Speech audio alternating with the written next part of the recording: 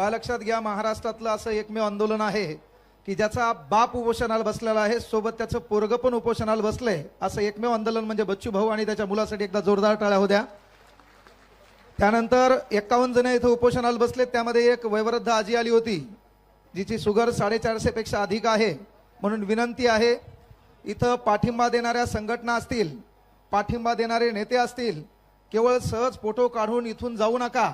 तर तुमच्यासोबत 10-12 कार्यकर्ते इथं आणा, ते इथं सोडा. आपली गर्दी ह्या दलिंदर सरकारपर्यंत पोहोचली पाहिजे.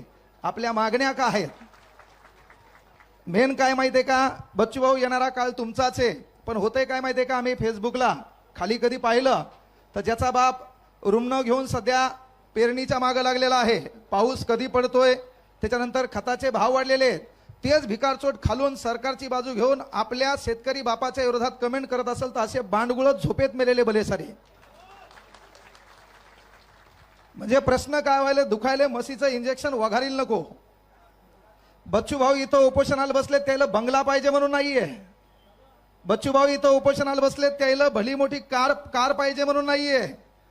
आणि मी तर विनंती करतो, एक लहान भाऊ म्हणून बच्चू भाऊंना, येणाऱ्या काळात तुम्ही आमदार मंत्रिपदाचं स्वप्नही पाहू नका. फक्त जर तुम्ही शेतकऱ्याची बाजू, विद्यार्थ्याची बाजू, वंचितांची बाजू, ज्यांच्यावर अन्याय होतो त्याची बाजू म्हणून रस्त्यावर उभे राहिले. येणाऱ्या काळात प्रत्येक घरामध्ये देव्हाऱ्यात तुमचा फोटो असणार आहे. फक्त तुम्ही किंग मेकर व्हा, किंग व्हायची काहीच गरज नाहीये.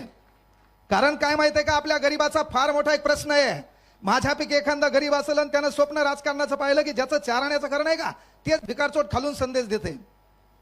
म्हणजे आपण गरीब आहेत पण आपल्याला बोकांडीवर घ्यायला कोण आवडायला श्रीमंत. हे परिवर्तन करणं कुठतरी बदलावं लागल.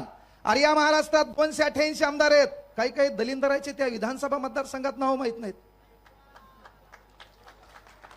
288 आमदार आहेत, त्याच्या दलिंदराचे त्याच्याच मतदारसंघात नाव माहित नाहीत. बायको उभी आहे का, नवरा उभा आहे का, ते निवडून आले का सून निवडून आली, त्याचा तेल ताळमेळ नाही.